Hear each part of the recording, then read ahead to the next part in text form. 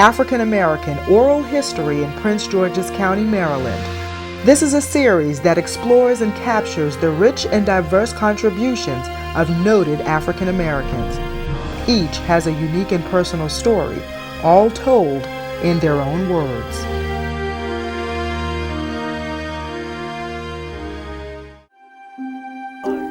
My name is Barbara Fletcher Martin, and this is my oral history.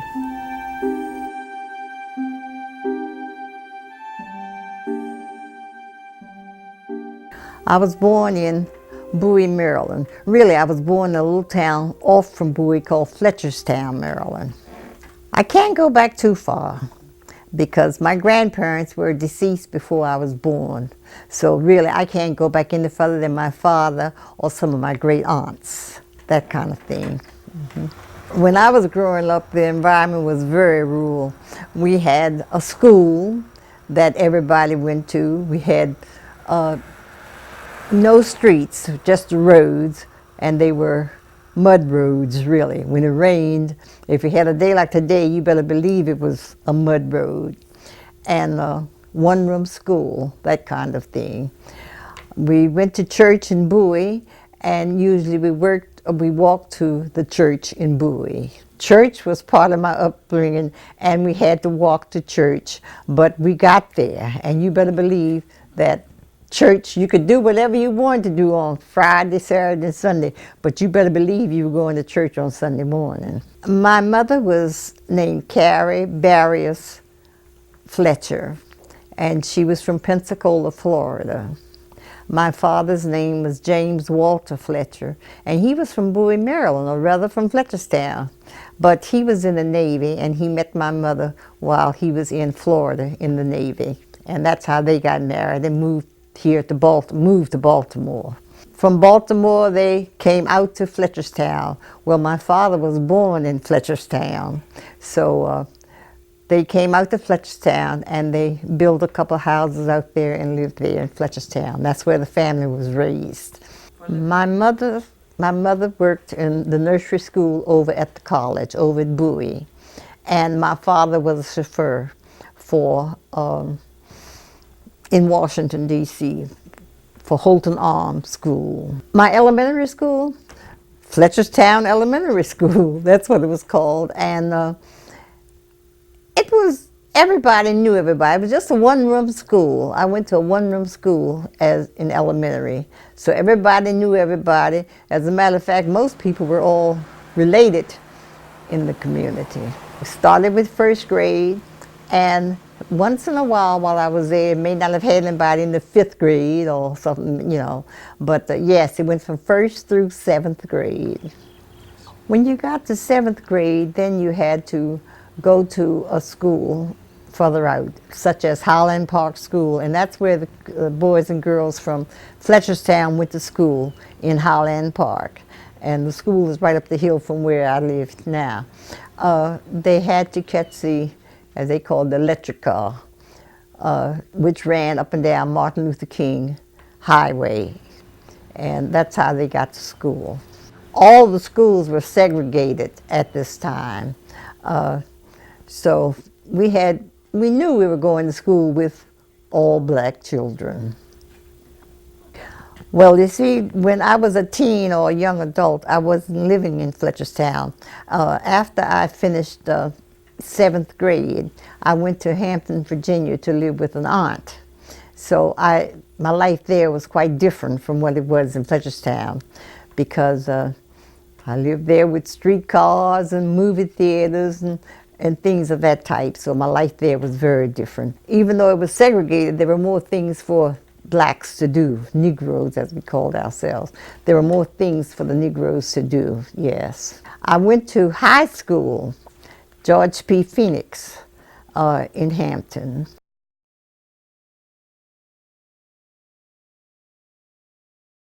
I graduated from high school in '39. Hey, I'm getting old. I graduated from high school in '39, and my aim was to go to Hampton Institute, but I lived within a mile of the institute, so you had to walk, and I wanted dormitory life. So that's how I came back to Bowie so I could live in a dormitory. Really, my parents, I guess, figured they figured, I said, that they didn't have much to offer, but just being around them, seeing how they lived, gave me enough inspiration to want to go further and further and do. They did not have the education that I wanted, and so they inspired me to go further and further. I came back to Bowie. At that time, it was Bowie Normal School, yes. To tell you the truth, I don't know why they call it normal school, but that's what it was, normal school. And at that time, you know, it was a segregated school at that time. It was segregated, but I found it kind of different because I had gone to high school on Hampton Institute's campus. And going to high school on Hampton Institute campus was entirely different than going to Bowie. But I enjoyed Bowie. I lived on campus 3 years. My junior year, I did not live on campus. But I enjoyed Bowie, and I've never regretted having gone there. I majored in elementary education at Bowie. I went to Bowie. I attended there in elementary education from 39 to 43. I graduated in 43. When I graduated from Bowie, things were beginning to change, but we still had a long way to go. We were still segregated. We had to sit on the back and that kind of thing. But it was coming around. When I graduated from Bowie, I wanted to go into the service, but I was not old enough. You had to be 21 to go into service, and I finished college before I was 21, so I taught 1 year before I went into the service. I went into the Women's Army Corps after I had taught for 1 year. At that time, I taught in a little place in southern Maryland called Cheney, Maryland. I was in the service for 30-some months. Into the Women's Army Corps. That was the only thing I could go into, the Women's Army Corps, Army. I was in medicals, in the field of medicine, medical tech. I had my basic training at Des Moines, Iowa. And then after basic training, I went into the medical field, and I had my medical field in New York and Indiana. I worked in the hospital in Indiana. I came out of service because I was getting married, and you could not be married when you were in the service as a female.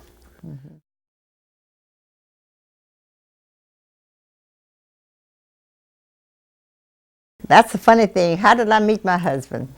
I was home one summer from Hampton, and my father and my mother had just given me a new tennis racket for my birthday. And we were on the tennis court playing, and I was using my new tennis racket, but my old tennis racket was lying to the side.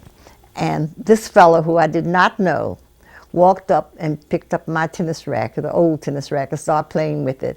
And that's how I met him. My sisters knew him because they had gone to school with him here at Highland Park.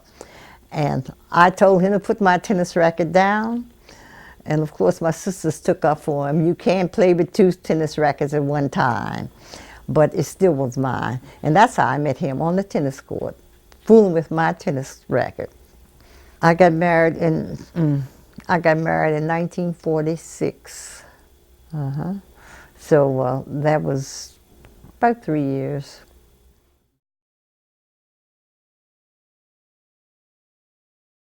His name was Clement Martin. He had no middle name, Clement Martin. And his parents originally came from South Carolina, but they came here to Maryland, and his mother died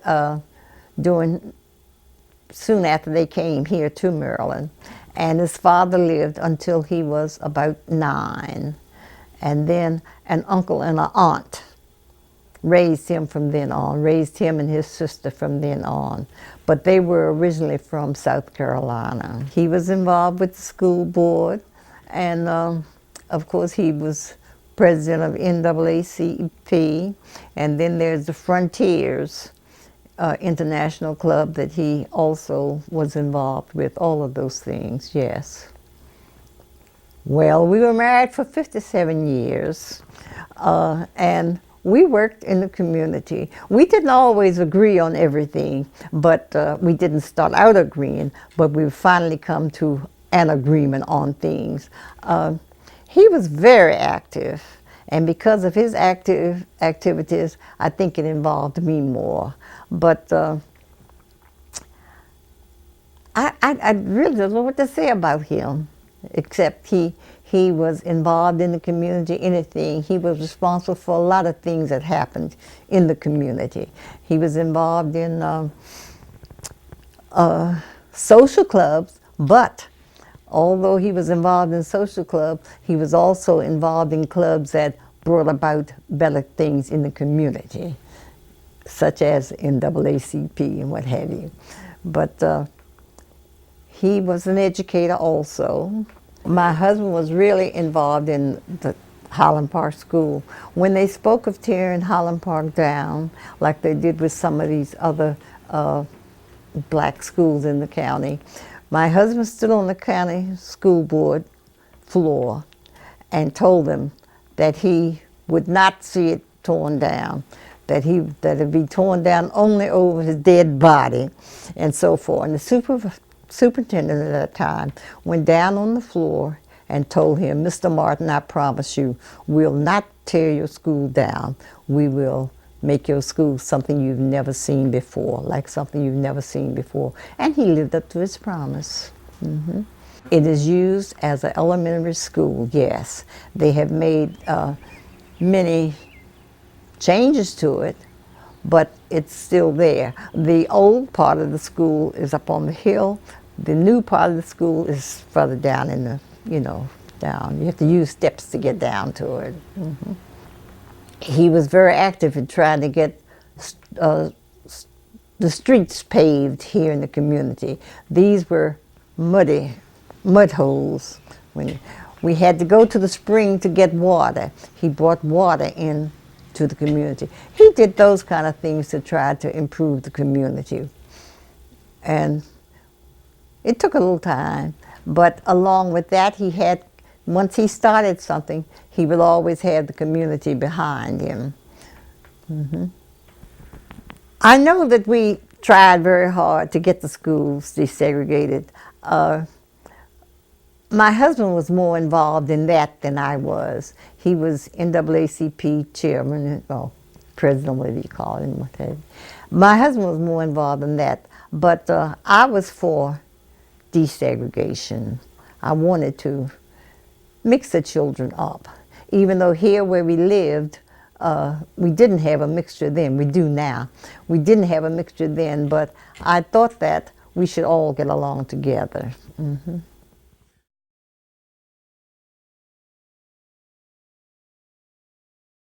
My greatest achievement in life was raising my family. I have 4 children. We have the 4 children, and they all are doing very well. They all went to school and got as much education as, college and what have you. That was my greatest achievement. And I'm so happy that I raised them right here. And they're all, when I say right here, I mean in the community, they're all right here. They all went to school, they all went to college. I had one daughter, in her second year in college, she came home one night and she said, "College is not for me." And her dad had told her, "No, college is not for everyone." He said, "But you either go to college or you get yourself a job." And she's been working ever since. So we had a good life.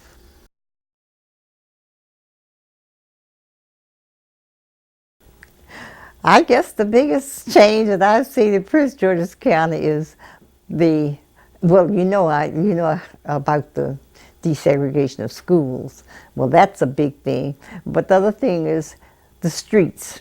For instance, the street that I now live on used to be a mud haven. If you wanted to go across the street, you better make sure that it hadn't rained that day. Mud haven. But Prince George's County has changed awful lot in streetcars, busing, and all that. Movie theaters. Whereas if we went to the movie when we were little, we had to go downtown.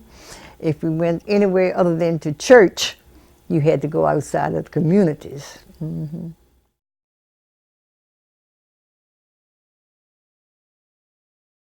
My parents inspired me most of all. Even though they didn't have a higher education, they still wanted me to do it, to go on. And then, of course, when I lived in Hampton with my aunt, she inspired me. And I just had so many people who were influential in my life.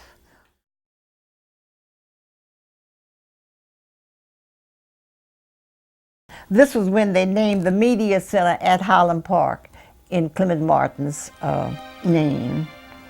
And the Media Center at the school is the Clement Martin Media Center.